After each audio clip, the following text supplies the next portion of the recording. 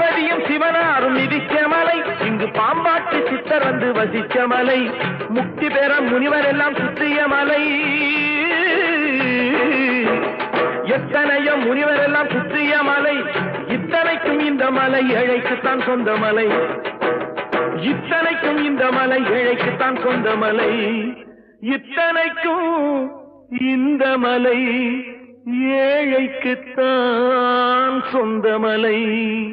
அந்த மருத மலைக்கு நீங்க வந்து பாருங்க, ஈசன் மகனோடு மனம் விட்டு பேசி பாருங்க, தீராத வினைகள் எல்லாம் தீர்ந்து போகுங்க, சத்தியமா சொல்லுறேன் தீராத வினைகள் எல்லாம் தீர்ந்து போகுங்க.